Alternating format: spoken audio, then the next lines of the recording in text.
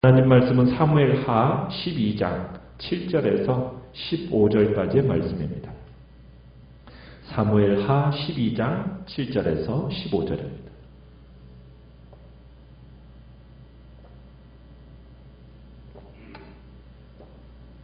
사무엘하 12장 7절입니다.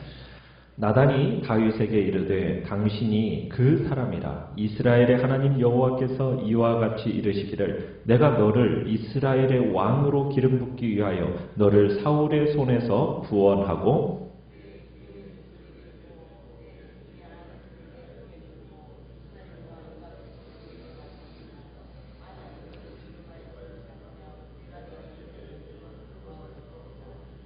그러한데 어찌하여 내가 여호와의 말씀을 업신여기고 나 보기에 악을 행하였느냐. 내가 칼로 햇사람 우리아를 치되 암몬 자손의 칼로 죽이고 그의 아내를 빼앗아 내 아내로 삼았도다.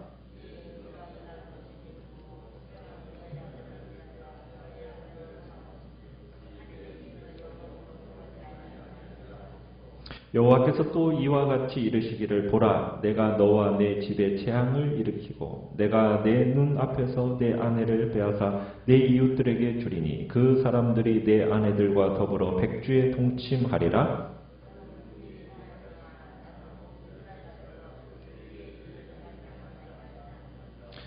다윗이 나단에게 이르되 내가 여호와께 죄를 범하였노라 하매 나단이 다윗에게 말하되 여호와께서도 당신의 죄를 사하셨나니 당신이 죽지 아니하려니와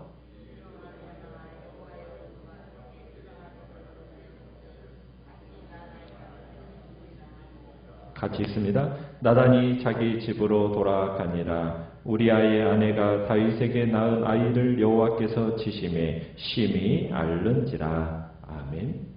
오늘 말씀의 제목은 내가 여호와께 죄를 범하였노라 라는 제목으로 말씀을 나눕니다. 하나님께서 하나님의 말씀을 가진 선지자 나단을 다윗에게 보내셔서 회개를 촉구하십니다. 나단은 하나의 비유를 들어서 다윗에게 이야기를 하는 거죠. 어느 마을에 두 사람이 살았다는 겁니다. 한 사람은 아무것도 부족한 것이 없는 엄청난 부자였고 한 사람은 재산이라고는 어린 암양 한 마리가 전부인 한 가난한 사람이었다는 거죠.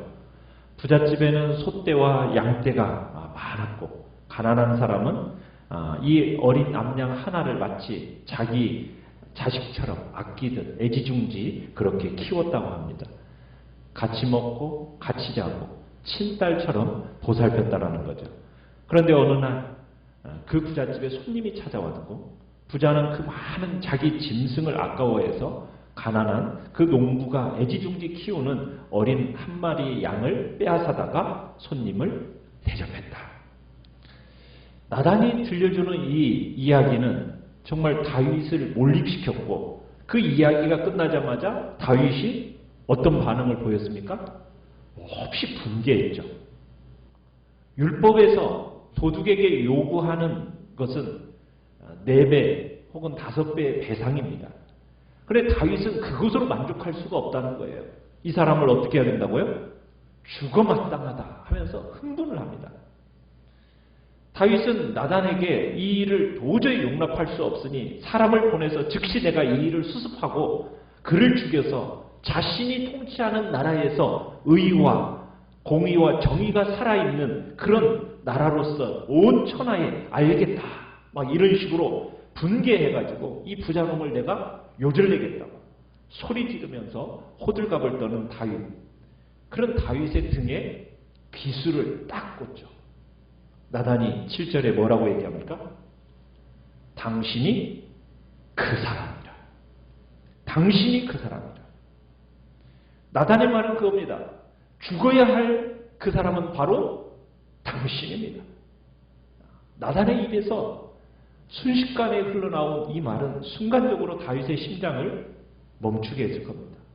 바로 당신이 그 사람입니다.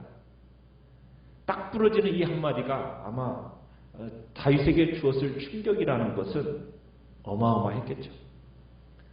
그러면서 하나님은 먼저 다윗에게 내가 너에게 얼마나 큰 축복을 주었는지 일깨워 줍니다.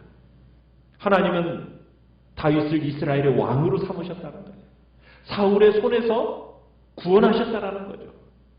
다윗이 사울을 2번이나 살려준 것도 하나님이 그런 여건을 만들어 주셨기 때문에 가능했다라는 겁니다. 또한 하나님은 사울의 왕궁을 다윗에게 넘겨주셨다는 거예요. 심지어 사울의 아내들까지도 다윗에게 넘겨주셨다고 얘기합니다. 부족한 것이 있었다면 더 주셨을 거라는 거예요. 하나님은 얼마든지 다윗에게 더 주실 수 있었고 주시기를 원했다는 거예요. 그런데 지금 다윗이 하나님으로부터 받는 자의 그 위치에서 백성들로부터 이제 빼앗는 자의 그런 위치로 바꾸어버려요. 이 사건이 그렇게 만들었어요. 그러면서 이제 더 이상 다윗은 하나님께로부터 선물을 받지 못하게 됩니다. 어느덧 다윗도 사울처럼 빼앗는 왕이 되어버린 거죠. 하나님의 말씀은 다윗이 지금 뭔가 부족해서 죄를 지은 게 아니라는 것을 확인시켜주는 겁니다. 다윗은 넘치게 가지고 있으면서도 다른 사람의 걸 탐냈어요. 사실 우리가 부족해서 꼭 필요해서 죄를 짓는 경우는 거의 없습니다. 대부분의 죄는 내가 이미 가지고 있는 것에 만족하지 않기 때문에 벌어지는 거예요. 거기에서 비롯되는 것입니다. 다윗의 죄는 단순히 우리아와 밧세바의 가정을 파괴한 것만이 아닙니다. 하나님이 이 과정에서 가장 큰 상처를 입으셨다는 거예요. 누가 가장 큰 상처를 입었다고요? 하나님께서. 왜? 하나님께서 다윗에게 걸었던 기대가 컸어요. 기대가 큰 만큼 뭐도 또 커진 겁니까? 실망도 커진 거거든요. 그러니까 하나님은 이 일을 통해서 뭐라고 얘기하고 있냐면 자신을 업신여겼다라는 거예요. 9절에 그러는 거죠. 어찌하여 내가 여호와의 말씀을 업신여기고. 여러분, 사울이 하나님께 버림받은 이유가 뭐죠? 하나님의 말씀을 업신여겼기 때문입니다. 자, 그러면은 이 말을 지금 누구에게 하고 있는 거예요? 다윗에게 하고 있으면은 지금 어때요? 위기감이 조성되고 있는 거예요. 새로운 위기감이. 아니, 하나님이 자신의 말씀을 업신여겼던 사울을 버리셨던 것처럼 주님의 말씀을 업신여겼다는 이 다윗은 과연 어떻게 되는 걸까? 다윗도 버림받는 걸까? 왜? 하나님의 말씀을 업신여기는 것이 하나님을 업신여기는 것이기 때문에. 자, 그런데 다윗은 버림받습니까? 안 받습니까? 버림받지 않죠. 이유가 뭘까요? 다윗과 뭘 맺었기 때문에? 언약을 맺었기 때문에. 언약 관계 안에 있기 때문에. 언약 관계 안에 있기 때문에 다윗의 죄를 이처럼 개인적으로 받아들이실 필요는, 만약 맺지 않으셨다면, 언약을 맺지 않으셨다면 이렇게까지 개인적인 관계로 이렇게 받아들이실 필요는 없었을 겁니다. 그러니까 지금 하나님은 뭘 바탕으로 나단을 통해 말씀을 하시느냐? 다윗과 하나님과 맺었던 이 다윗 언약을 바탕으로 해서 지금 이런 일들이 진행되고 있는 겁니다. 여러분, 죄의 본질이 뭐냐면, 죄의 본질이라는 것은 우리가 죄를 지을 때 누가 가장 큰 상처를 받고 괴로워할까요? 우리의 죄 때문에 희생당하는 그 사람들만이 아닙니다. 가장 큰 상처와 고통은 누가 당하시는 거냐? 우리와 특별한 관계를 맺고 계시는 하나님. 하나님이 그 심령에 굉장한 고통과 상처를 받으신다는 거예요. 하나님은 정말 우리가 그에 부응하는 삶을 기대하고 계십니다. 하나님과 언약을 맺으셨기 때문에 그 언약 관계 아래에서 정말 하나님은 우리에게 기대가 커요. 부모가 자식을 바라보는 그 마음으로 우리를 바라보고 계시는 겁니다. 자식이 죄를 지으면 누가 가장 괴로워요? 부모의 마음이잖아요. 그죠? 그런 것처럼 하나님께서 우리가 죄를 지으면 그 누구보다도 고통스러워 하신다는 거예요. 하나님이 가장 많은 상처를 받으신다는 거예요. 그렇게 말씀하시면서 네가 나를 업신여겼다는 거예요. 그렇게 죄에 대해서 말씀하시고 심판을 선언하십니다. 죄로 인한 결과로 어떤 심판이 내려진다라고 이제 이야기를 합니까? 10절에 가보면은 칼이 내 집에서 어떻게 되리라? 영원토록 떠나지 않으리라.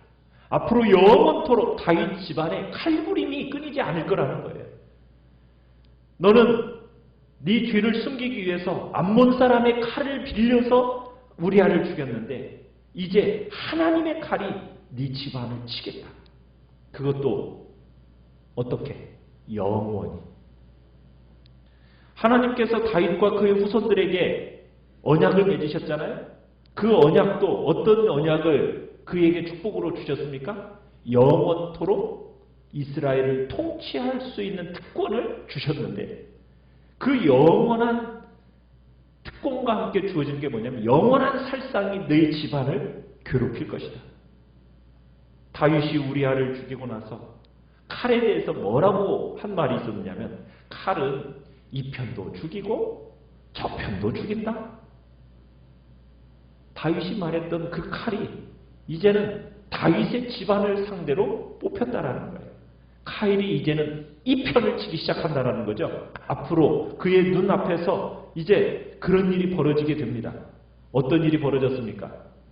그의 아들 암논이 압살롬의 칼에 의해서 죽고 압살롬은 자기와 또 전쟁을 벌이면서 요압의 창에 죽고 또 아도니아는 솔로몬의 칼에 의해 죽고 먼 훗날 이세벨의 딸 아달랴가 다윗의 집안을 칼로 쳐가지고 어떻게까지 만들어놨어요? 정말 자손의 멸종 위기까지 처하도록 만들어지는 일들이 벌어졌어요. 또 뭐라고도 얘기하냐면 너는 숨겨진 곳에서 바세바를 보냈지만 네 아내들은 네 이웃에게 내가 줄 건데 대낮에 모든 사람들이 보는 앞에서 그들을 범할 것이다. 그러면 과연 다윗의 이웃은 누구일까요? 우리가 후에 보지만은 이 이웃이 누구로 드러나게 됩니까? 자신의 아들 압살롬으로 드러나게 됩니다. 다윗에게 선포되었던 심판에서 지금 강조되는 게 뭐냐면 여호와의 절대 주권입니다.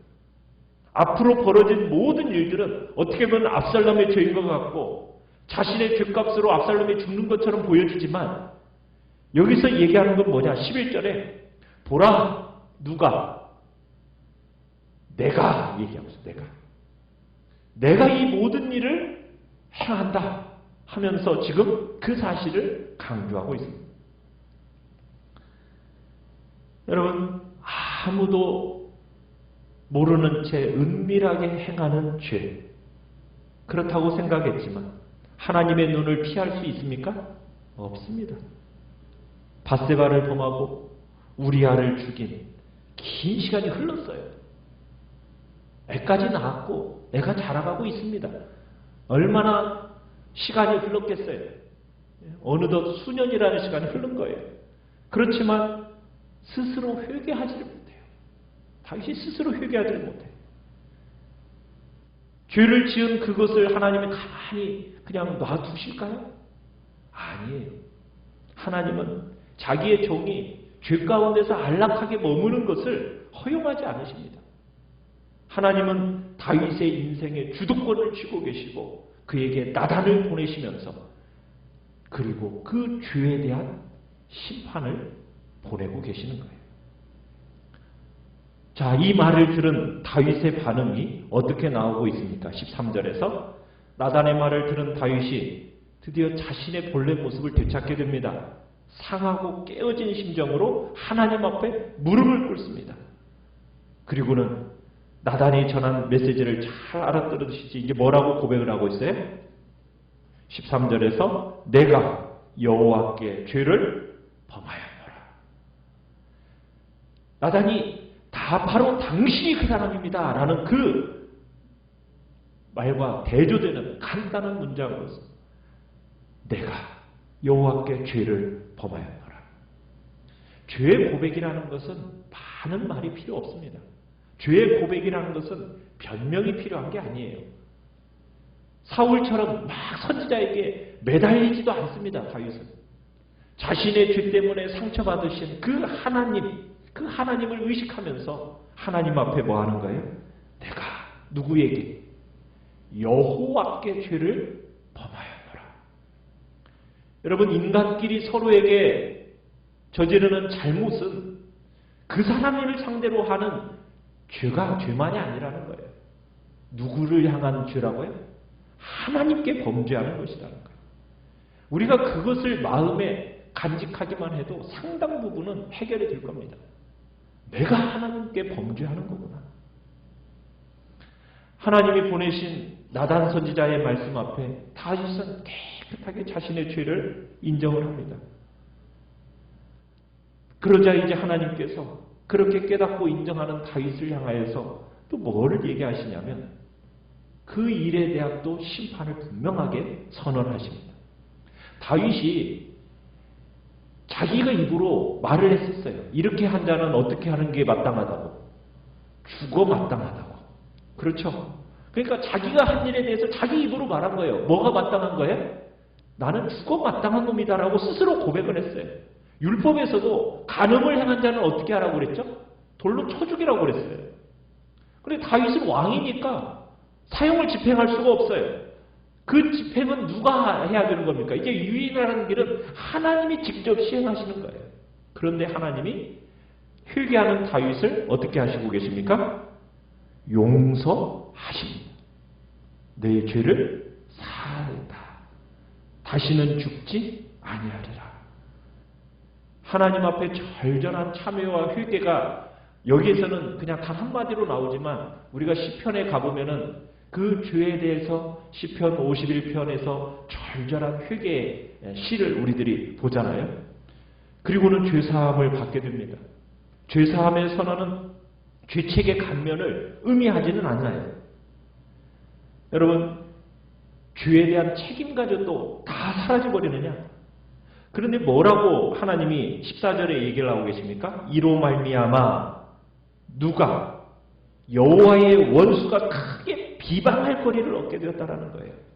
그래서 그에 대해서 뭘 얘기하고 계십니까? 밧세바에게서 낳은 그 아들이 반드시 죽을 것이다라고 선언을 하십니다. 죄사함이라는 것이 심판의 면제냐? 그건 아니라는 거죠. 그리고는 어묵한 이 심판의 신탁을 딱 전달하고는 나단은 집으로 돌아갑니다.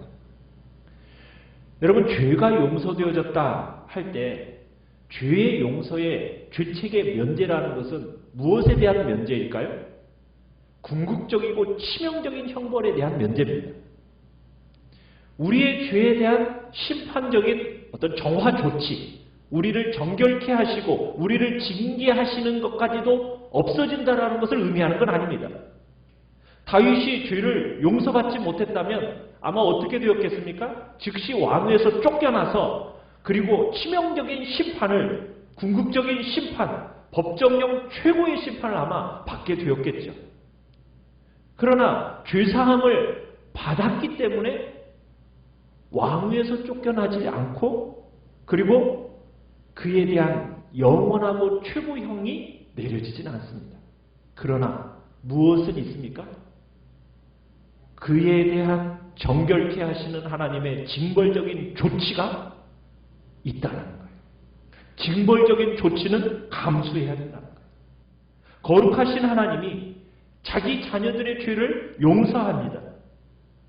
그로 인한 자연스러운 대가 감당해야 된다는 거예요. 그래야 그분의 사랑과 공의가 만족되는 거죠. 하나님의 사랑과 하나님의 공의로움의 입맞춤이 우리에게 나타나는 겁니다. 우리는 잘못 생각하면 그저 내가 입술로 회개기도만 하면 내가 범한 죄로부터 이제는 모든 책임도 다 끝이다? 아니라는 거예요. 진정한 회개는 자신이 범한 죄의 결과까지도 책임지는 것을 포함하고 있는 겁니다. 죄가 가져온 그 참담한 결과에 직면해야 되는 거예요.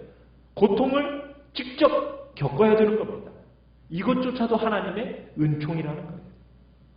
그 고통의 터널을 통과하고 나면 우리가 어떻게 되어지는 것을 발견하게 됩니까? 내가 하나님을 닮아가게 되었다라는 것을 우리가 알게 되는 거예요. 우리 안에 죄로 말미암아 오는 이제 여러 고통스러움들, 그 책임, 그리고 그것에 대해서 하나님의 징벌적인 조치를 우리는 감수할 마음을 가지고 우리는 나아가는 거예요. 그럴 때 우리의 심령들이 예수 그리스도를 닮아가는 복된 자리로 우리가 나아가게 된다는 거죠. 오늘 우리는 은밀하게 행한 것 같지만 하나님 앞에 숨길 수 있는 죄는 없다라는 사실을 우리는 다시 한번 확인합니다. 혹여나 내가 오랜 시간 동안 숨겨놓고 은폐해냈던 것이 있다면 우리 자신을 한번 돌이켜보면서 이 시간 하나님 앞에 철저하게 회개하는 시간이 되게 해달라고, 하나님께서 내 죄를 깨닫게 하시면 곧바로 직접 회개하고 변명하지 말고 정말 정직하게 인정하면서 주님 앞에 죄 용서함을 받는 그런 복된 은혜의 자리에 우리 모두가 있게 되기를 간절히 바랍니다. 말씀을 생각하면서 기도하시고요.